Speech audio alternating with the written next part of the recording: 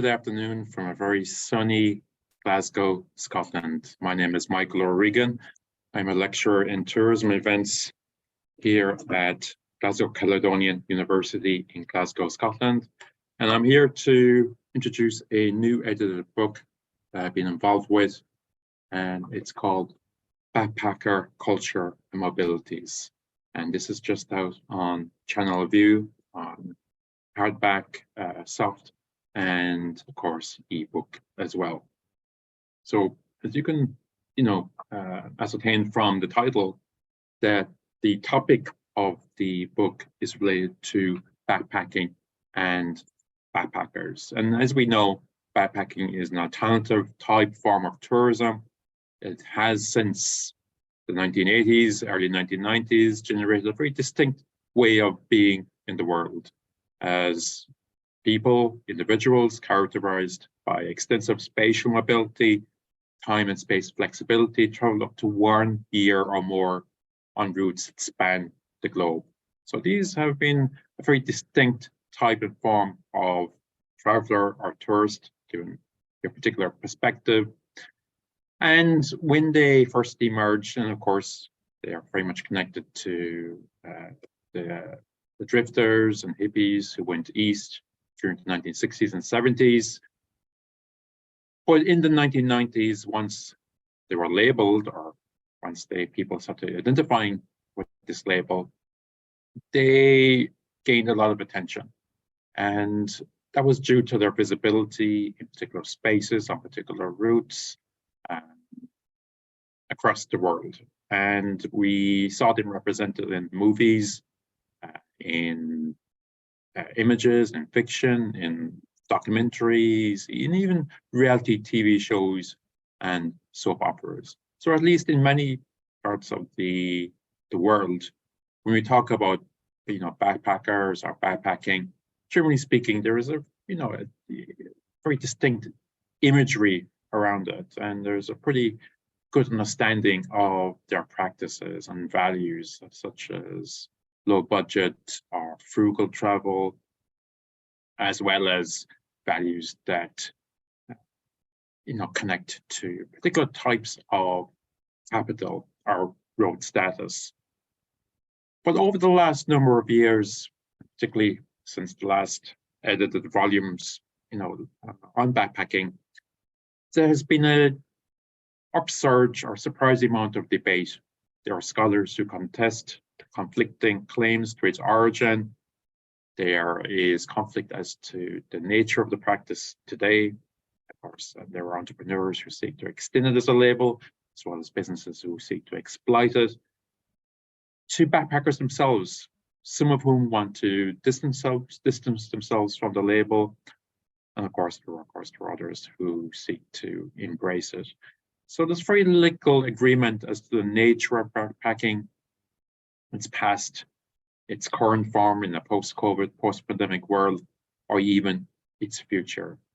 So for an increasing number of authors, and many of the authors in this book, we have 12 great chapters here, there's a feeling that backpacker research in the social sciences has stalled. It's been open to manipulative hypotheses, subject to very flawed empirical tests and narrow interpretations. So this new publication, this new edited book, seeks to move past what is known, but of course, acknowledging what's gone before, towards what we don't fully understand and what is currently beyond us.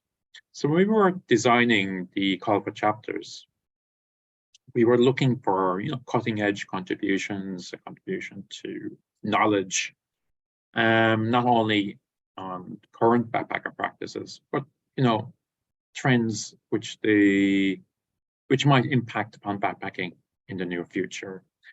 And we wanted to focus on particular elements. One, which is socialization, how people become backpackers, but also the impact of long-term travel on individuals, their social, cultural, and economic capital, and whether transformation occurs, and how this transformation might impact upon people's value systems, and how it might impact the people around them once they return home and their future life courses. We also wanted to look at backpacker entrepreneurs and cultural intermediaries, their role and importance within backpacking. We also want to acknowledge mechanisms of exclusion within backpacking and inequalities of access, given that there is boundary work and there are approaches that do generate exclusion, and practices that do generate exclusion, and subspaces within backpacking that generate exclusion. And we're looking at intersectionality in terms of gender, race, sexuality, and age. For example, in some parts of the world, local people can't enter backpacker hostels, or those people maybe who are older may not be allowed into dormitories. So there's inequalities of access, and that's based on race, gender, ability to perform the backpacking role. So we also want to look at the impact on societies. We have a great chapter here from Iran, looking at female backpackers and the influence they have on the people they leave behind, and the impact they have when they return home as well. We also wanted to look again at spaces of consumption like hostels as key sites of learning and identity work, how that's changed with the internet, the apps, new technologies, and whether hostels have changed themselves. So rather than have, backpacker hostels, now you have lifestyle hostels, digital nomad hostels, you have family hostels.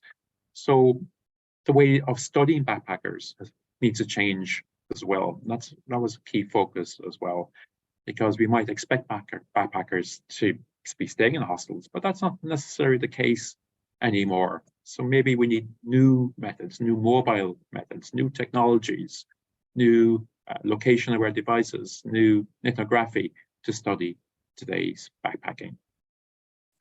We also wanted to explore how backpackers fit into tourist flows, how they take their place amongst other tourists, how they interact with locals, dedicated backpacker infrastructure, and whether infrastructure and routes has changed. Is it adapting as new source markets emerge, such as China? Maybe they're traveling on new and different routes. Maybe COVID has changed backpacker routes. We were particularly interested when we're creating, the call for chapters. How does a person become a competent backpacker? Are they a backpacker on day one?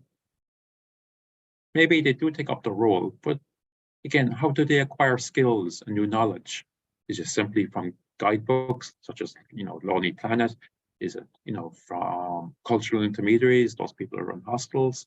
Or is it from other backpackers as well? And how does this change the individual?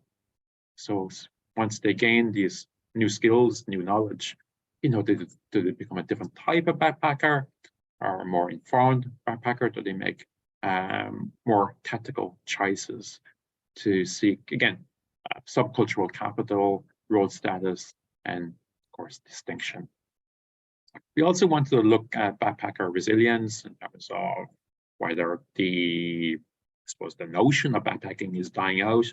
Is that depend on particular societies? Is it declining in certain societies and countries? But it is only emerging in other countries. And we have some great chapters here from Indonesia, and from China, and from Iran. And for some countries, they're only beginning to grasp or embrace backpacking and backpacker experiences. We also wanted to look at backpacker symbols, rituals, practices, their values and identity work to update scholars, students, and those people interested in backpacking as to how backpacking has changed since the last edited volume, which was nearly 10 years ago. And of course, we also wanted to look at backpacker motivations and backpacker identities in the digital world. We can't ignore the fact that most backpackers now carry phones. They have access to Wi-Fi and data. They have access to forums. They have access to, of course, Instagram and other apps such as TikTok, and how that might be changing their experience. Particular chapters take particular focuses. I'm going to mention a couple of those chapters now. And then over the next 5 or 6 minutes, I'm going to show how this book contributes to our knowledge of backpacking. So please bear with me, and thank you for your patience. So we have 12 chapters. The first chapter starting with myself, looking at backpacking, and whether it's a tired narrative or whether there's new beginnings. So it looks back at backpacking, but also, describes backpacking based on our current knowledge and current literature.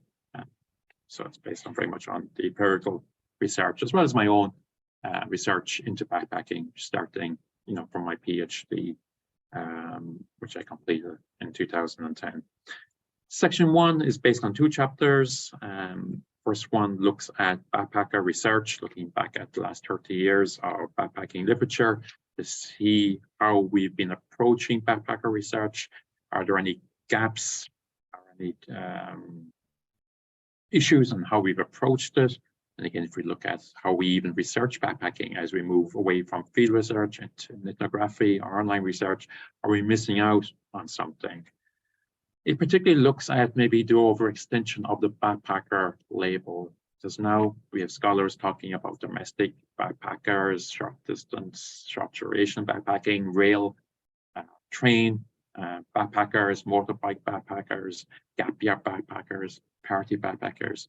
So the third chapter there seeks to, I suppose, to focus on whether we've overexpanded the label. We also have a chapter in the section looking at mobile methods from Australia, as to new methods by which we can research backpackers, the backpacking phenomenon. Section 2, we have some great chapters there from chapters 4 to 8, looking at international backpacking. All these are based on empirical research. So we have in chapter 4, the motivations, constraints of Chinese donkey friends. We have identity construction of Chinese outbound backpackers in Europe. We have a great chapter from Israel looking at family backpacking in India, the case of Israeli families. And that's really expanding our knowledge on maybe second generation backpackers who are bringing their children with them on travel. In chapter 7, we have the rise and decline of Indonesian backpacking, which exploded for a number of years, but has declined since. And we look at the reasons why that may have occurred. And again, there's a standout chapter, chapter 8, and very contemporary and important at the moment, Iranian female backpackers and their surrounding community. In part 3, we look at backpacker socialization, hostels and learning. So we have 3 great chapters there. Travel and transformation, negotiating identity in post-journey life. So that was very much based on longitudinal research from Bridget Phillips and Micah Phillips, and looking at the impact of backpacking on people, their lives, especially once they return home as well, as to how backpacking changed their values and their life courses. Chapter 10, the backpacker hostel, performing and experiencing place in Central America. Again, very much focus on backpacker spaces or subspaces and identity, building. And chapter 11 also looks at backpacking, lifestyle entrepreneurialism, really, really important. Again, focusing on backpacker entrepreneurs or entrepreneurial work within hostels and the impacts on residents as well as backpackers themselves. And then in chapter 12, we have the final chapter that looks to the future after the pandemic, future directions for backpacking and backpacker research. And that's, I think, really needed at the moment as we see some sort of consensus as to where backpacking came from, current practice post-pandemic, and of course, what the future might hold. So broadly speaking, we talk about backpacking as very much a quality type of tourism and backpackers as quality tourists. And at the moment in the post-pandemic world, we're talking about quality as meaning maybe high income, high impact.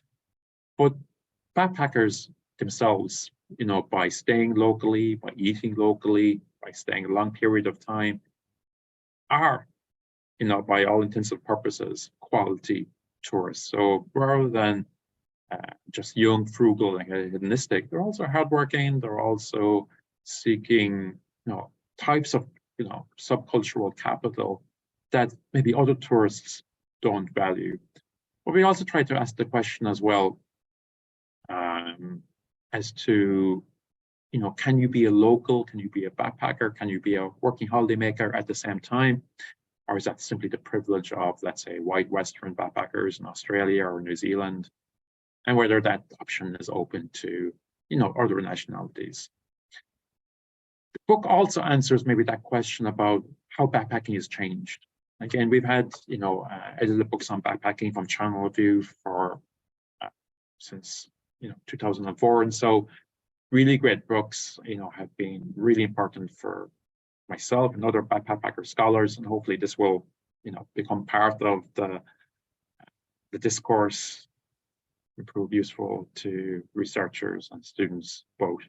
But how has backpacking changed from those audio books? And of course, how has backpacking changed from what we see in movies and books and documentaries and reality TV shows?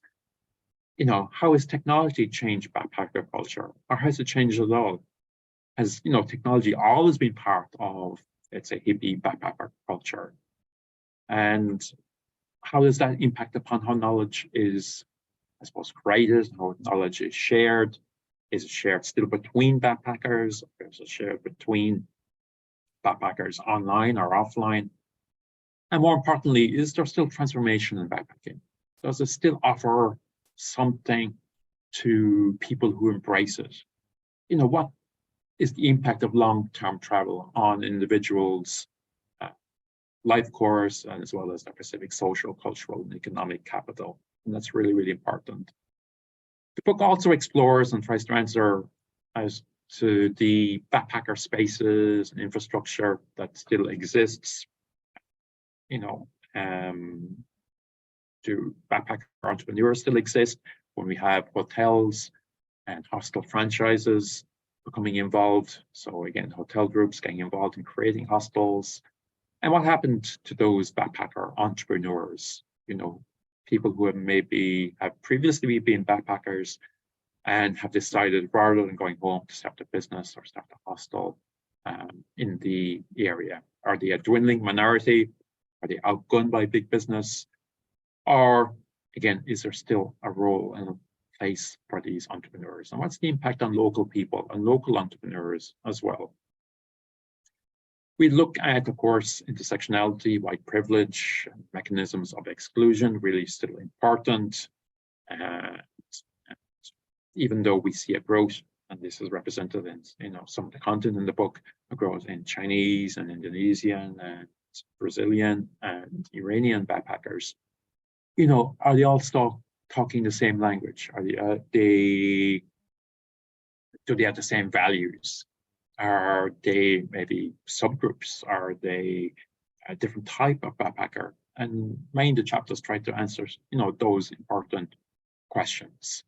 Can we compare a Chinese backpacker, as represented in, some of the content, with an Iranian backpacker, with maybe a backpacker from the UK or from, France, etc.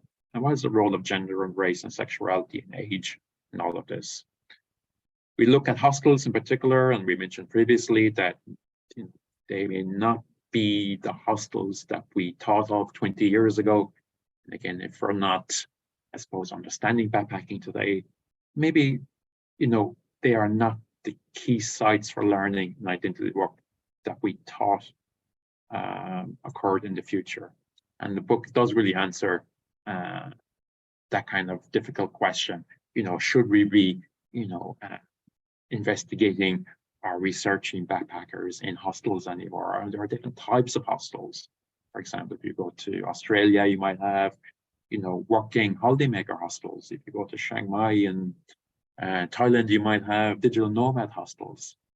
And so again, we talk a lot about research, how to have effective research methodology or method when exploring backpackers. Do we need to codify it in some way? Do we have to narrow the age? Do we need to distinguish short-term, or those backpackers who only might be traveling for a few days, against those backpackers who might be traveling for 6 months, 12 months, or 18 months? How do they compare? How do they change over the period of the journey? So again, looking at current methods of starting backpackers, are they letting us down? And what new mobile methods can teach us?